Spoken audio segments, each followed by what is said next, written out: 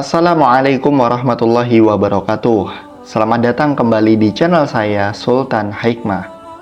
Sahabat beriman yang dirahmati Allah, pada video ini kita akan membahas tentang 12 penyebab rezeki seret yang perlu dihindari. Jadi buat Anda semuanya yang merasa rezekinya kurang lancar, sudah kerja keras tapi tidak kaya-kaya, Anda wajib tonton video ini sampai selesai, jangan di skip. Barangkali video ini akan menjadi solusi dari rezeki Anda yang kurang lancar tersebut. Penyebab rezeki tidak lancar itu ada banyak sekali macamnya. Sayangnya kebanyakan orang tidak paham bahwa hal-hal sepele sehari-hari bisa menjadi hal yang menyebabkan tidak lancarnya rezeki. Secara umum, umat muslim mengetahui bahwa hanya Allah yang menjadi maha pemberi rezeki dalam kehidupannya. Hanya saja pada kondisi tertentu, seringkali manusia merasakan apa yang diperolehnya tidak cukup, hingga pikirannya mencari berbagai penyebab rezeki tidak lancar. Pada dasarnya, kaidah yang mengatur lancar atau tidaknya rezeki terdapat dalam konsep Islam. Permasalahannya di sini tidak hanya untuk mengetahui penyebab tidak lancarnya rezeki, namun lebih dari itu, memahami dan menyadarinya adalah titik penting untuk mengatasi permasalahan tersebut. Apa saja penyebab rezeki tidak lancar? Dari berbagai petunjuk dalam Al-Quran dan hadis, Allah Subhanahu wa Ta'ala telah menjamin untuk mencukupi berbagai kebutuhan hambanya. Namun, Allah juga berhak dan mampu menahan rezeki tersebut bagi seseorang. Untuk itu, alangkah pentingnya memahami konsep atau kaidah umum terkait rezeki serta berbagai penyebab rezeki seret bagi manusia.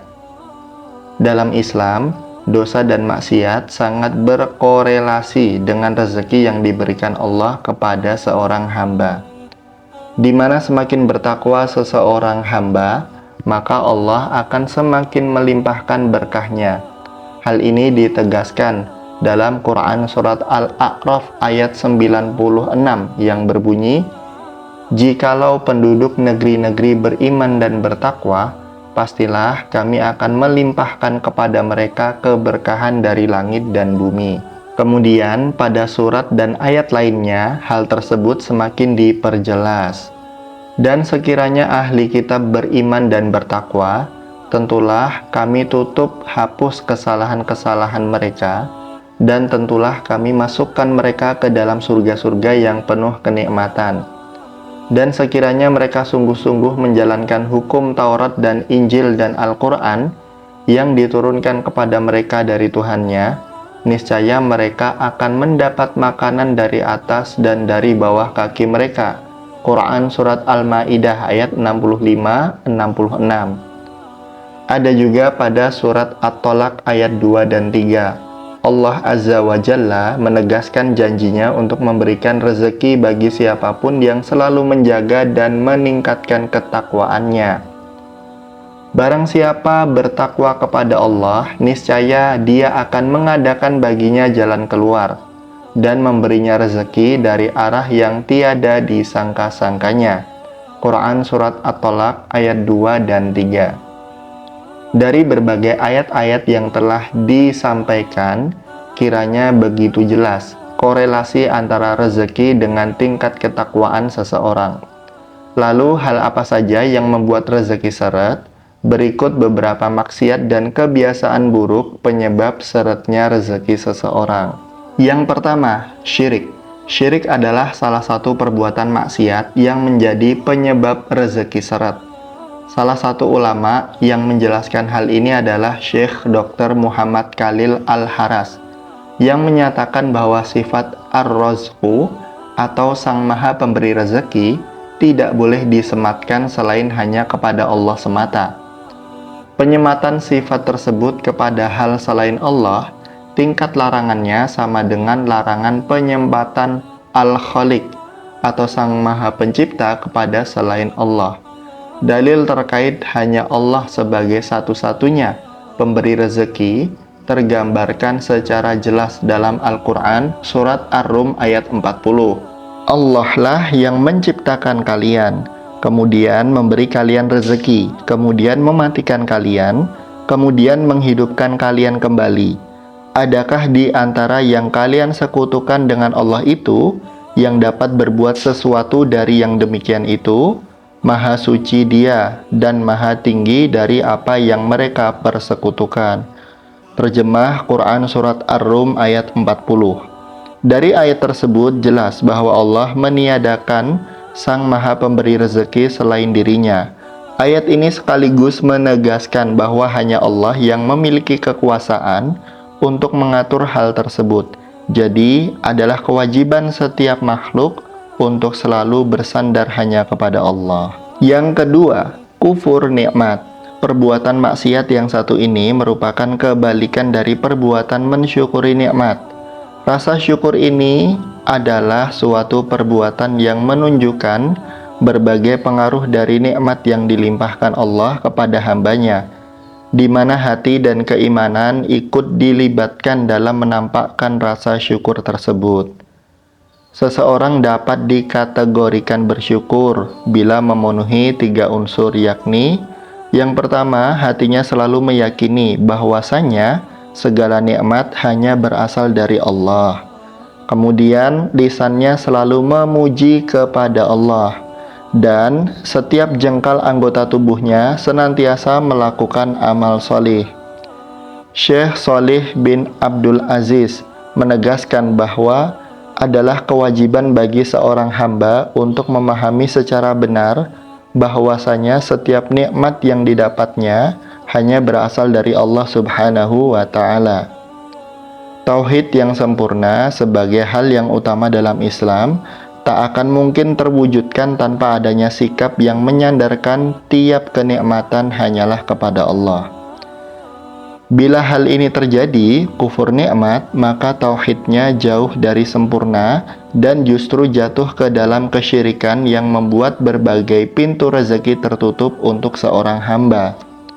Dalam Al-Quran Surat Ibrahim ayat 7 ditegaskan bahwa dalam sikap mudah bersyukur dengan melibatkan kerendahan hati dan juga sadar bila semua rezeki, kesehatan dan ilmu hanyalah berasal dari Allah, akan semakin melimpahkan nikmat yang diberikan Allah. Dan ingatlah ketika Tuhanmu memaklumkan, sesungguhnya jika kamu bersyukur, niscaya aku akan menambah nikmat kepadamu. Tetapi jika kamu mengingkari nikmatku, maka pasti azabku sangat berat. Terjemah Quran Surat Ibrahim ayat 7. Yang ketiga, kikir atau bakhil. Sangat jelas bagi seorang muslim bahwa hamba yang dihinggapi sifat kikir atau bakhil terhadap nikmat yang diberikan Allah akan dicabut dan dipersulit segala urusannya terkait rezeki. Allah dan Rasul-Nya yakni Nabi Muhammad SAW berulang kali mengingatkan efek dari sifat syaitan yang satu ini. Hal tersebut salah satunya tertuang pada hadis Nabi yang diriwayatkan oleh Imam Muslim yang berbunyi, Rasulullah bersabda, "Bersedekahlah kamu dan jangan menghitung-hitung, karena Allah akan menghitung-hitung pula pemberiannya kepadamu. Dan janganlah kikir, karena Allah akan kikir pula kepadamu." Hadis riwayat Muslim. Di riwayat yang lain, Rasulullah juga menegaskan bahwa bersedekahlah kamu dan jangan menghitung-hitung, karena Allah akan menghitung-hitung pula pemberiannya kepadamu. Hadis riwayat Muslim. Jadi sangat jelas melalui hadis-hadis tersebut, Rasulullah mewanti-wanti akan bahaya sifat kikir ini. Salah satu balasan untuk sifat ini adalah perhitungan Allah dalam memberikan rezeki kepada hambanya tersebut, dan ini merupakan satu penyebab rezeki tidak lancar. Yang keempat, menafikan anak yatim. Penyebab rezeki seret lainnya adalah perbuatan menafikan atau tidak memperhatikan anak yatim. Padahal baik Allah dan Rasulullah selalu menyampaikan keutamaan dalam memperhatikan anak yatim ini. Pada beberapa seruan lainnya, Allah selalu menyertakan perhatian kepada fakir miskin juga. Salah satu dalilnya dalam Quran Surat Al-Baqarah ayat 220, yang artinya, Dan mereka bertanya kepadamu tentang anak yatim. Katakanlah, mengurus urusan mereka secara patut adalah baik. Dan jika kamu bergaul dengan mereka, maka mereka adalah saudaramu. Dan Allah mengetahui siapa yang membuat kerusakan dari yang mengadakan perbaikan. Dan jikalau Allah menghendaki, niscaya Dia dapat mendatangkan kesulitan kepadamu. Sesungguhnya Allah Maha Perkasa lagi Maha Bijaksana. Bagi orang-orang yang menafikan atau juga menghardik anak yatim, oleh Allah Subhanahu wa Ta'ala dimasukkan ke dalam golongan pendusta agama. Pada surat Al-Ma'un ayat 1 hingga ayat 3, Allah menegaskan hal tersebut. Tahukah kamu, orang yang mendustakan agama, itulah orang yang menghardik anak yatim dan tidak menganjurkan memberi makan orang miskin. Quran Surat Al-Ma'un ayat 1-3. Yang kelima, suka makan makanan haram. Makanan yang masuk ke dalam tubuh menjadi salah satu syarat diijabahnya suatu doa dan merupakan satu prasyarat diberikannya keturunan solih dan solihah. Ini tentu berkaitan dengan konsep rezeki. Tubuh yang di dalamnya dimasuki oleh makanan dari hasil yang haram, tentu tidak akan mendapatkan ijabah atas doa yang dipanjatkan, sehingga secara tidak langsung pintu rezeki akan ikut tertutup karenanya. Tak hanya dari bentuk makanan yang haram, cara perolehan makanan yang haram juga bisa dikategorikan sebagai makanan yang haram, meskipun wujud makanan tersebut halal adanya. Cara perolehan seperti dari mencuri, korupsi, merampok, menyuap, dan sejenisnya termasuk cara perolehan harta yang haram. Allah Subhanahu wa Ta'ala berfirman dalam Quran Surat Al-Baqarah ayat 172 yang artinya, "Hai orang-orang yang beriman, makanlah di antara rezeki yang baik-baik yang kami berikan kepadamu, dan bersyukurlah kepada Allah jika benar-benar kepadanya kamu menyembah." Yang keenam, terlalu memikirkan duniawi. Telah diketahui bersama bahwa pada hakikatnya manusia diciptakan di muka bumi ini adalah untuk beribadah kepada Allah. Oleh karenanya, semua yang dilakukan seorang hamba di dunia adalah dalam rangka mencari ridha Allah semata dan mengumpulkan bekal untuk kehidupan akhirat. Akan tetapi, ada kalanya kenikmatan dunia mengaburkan tujuan sesungguhnya manusia diturunkan ke muka bumi. Kenikmatan fana dunia membuat manusia lupa akan akhirat dan terlalu mementingkan unsur dunia. Hal ini tentu berimbas pada seretnya rezeki yang diberikan Allah kepada hambanya. Hal ini dijelaskan oleh Allah Subhanahu wa Ta'ala dalam Quran Surat Al-Hadid ayat 20. Ketahuilah bahwa sesungguhnya kehidupan dunia ini hanyalah permainan dan suatu yang melalaikan, perhiasan dan bermegah-megah antara kamu, serta berbangga-bangga tentang banyaknya harta dan anak, seperti hujan yang tanam-tanamannya mengagumkan para petani, kemudian tanaman itu menjadi kering, dan kamu lihat warnanya kuning kemudian menjadi hancur. Dan di akhirat nanti ada azab yang keras dan ampunan dari Allah serta keridhoannya. Dan kehidupan dunia ini tidak lain hanyalah kesenangan yang menipu. Yang ketujuh, kurang menjaga badan. Badan atau kesehatan adalah satu hal yang berkaitan erat dengan bagaimana suatu ikhtiar mencari rezeki yang dilakukan. Meski hal ini nampaknya sepele, tapi Allah menganggap kebiasaan menjaga badan sebagai satu wujud dari sikap bersyukur atas nikmat yang diberikan Allah. Begitu pula badan yang tak dijaga dengan baik akan membuat penyakit mudah singgah, sehingga kelak mempersulit ikhtiar mencari rezeki. Hal ini pun secara jelas telah ditegaskan dalam Al-Quran Surat Al-Baqarah ayat 195 yang artinya, "Dan infakkanlah hartamu di jalan Allah, dan janganlah kamu jatuhkan diri sendiri ke dalam kebinasaan dengan tangan sendiri, dan berbuat baiklah. Sungguh Allah menyukai orang-orang yang berbuat baik." Yang kedelapan, tidur pagi seusai sholat subuh. Banyak yang menyebutkan bahwa kebiasaan tidur pagi setelah sholat subuh merupakan salah satu sebab seretnya rezeki. Apakah benar demikian? Nyatanya memang demikian adanya. Kebiasaan seperti demikian ternyata mampu menghalangi masuknya rezeki seseorang. Tentu saja hal ini untuk pengecualian bagi mereka yang memang bekerja pada malam hari dan membutuhkan istirahat pada pagi hari. Untuk menghindari kebiasaan buruk ini, ada baiknya seorang muslim melakukan berbagai aktivitas di pagi hari selain tidur. Yang kesembilan, kerap mengeluh. Jangan remehkan kebiasaan mengeluh. Mungkin hal ini terdengar tak ada hubungannya dengan seret atau tidaknya rezeki seseorang.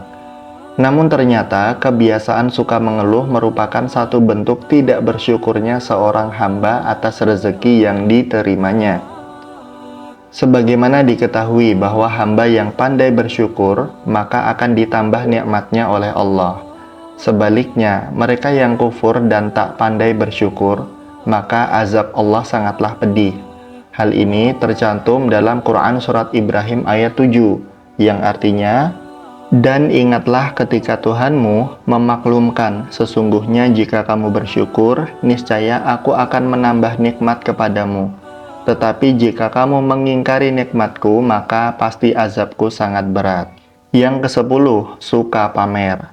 Sifat suka pamer bisa berupa memamerkan segala sesuatu seperti harta, kekayaan, kecantikan, jabatan, dan lain sebagainya. Mungkin banyak yang tidak paham akan bahaya sifat satu ini. Namun sebenarnya kebiasaan suka pamer menyimpan sejumlah bahaya yang tidak sepele. Kebiasaan suka pamer merupakan salah satu penyebab rezeki seret. Ini merupakan satu bentuk syirik kecil yang mendatangkan dosa. Mereka yang merasa tersakiti akibat kebiasaan suka pamer juga bisa menjadi asal muasal seretnya rezeki seseorang. Kata lain dari pamer adalah riya, dan riya jelas-jelas dilarang dalam Islam. Hal ini ditegaskan dalam firman Allah Quran Surat An-Nisa ayat 38, yang artinya, "Dan juga orang-orang yang menginfakkan hartanya karena riya dan kepada orang lain ingin dilihat dan dipuji, dan orang-orang yang tidak beriman kepada Allah dan kepada hari kemudian. Barang siapa menjadikan setan sebagai temannya, maka ketahuilah, dia, setan itu adalah teman yang sangat jahat." Yang ke-11, penyebab seretnya rezeki, yaitu mempraktekkan riba. Riba sudah jelas hukumnya di dalam Islam. Allah dengan tegas melarang hal ini, dan dalilnya pun sudah banyak ditemukan dalam Al-Quran.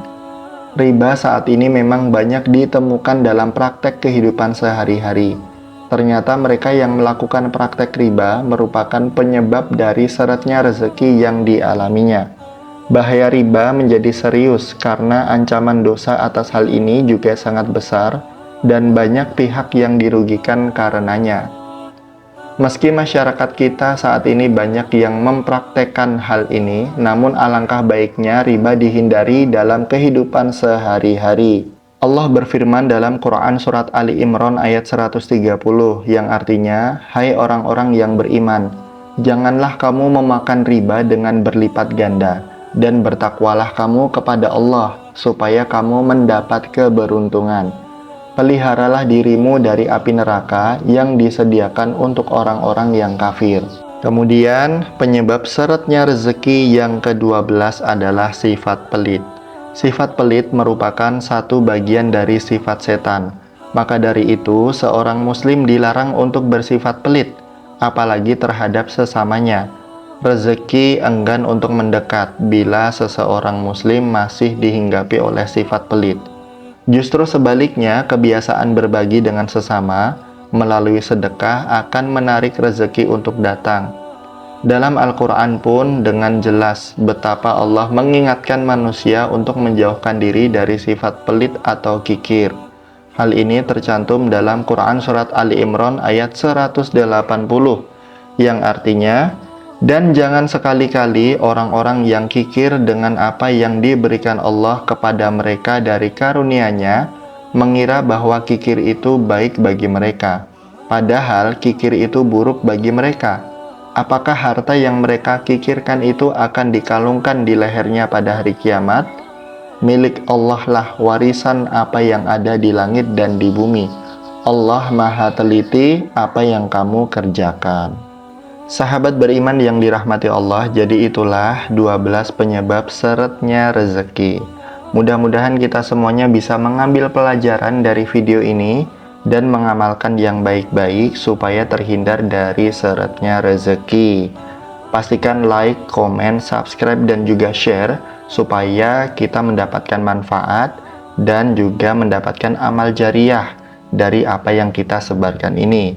Terima kasih sudah menonton. Sekian dari saya. Wassalamualaikum warahmatullahi wabarakatuh.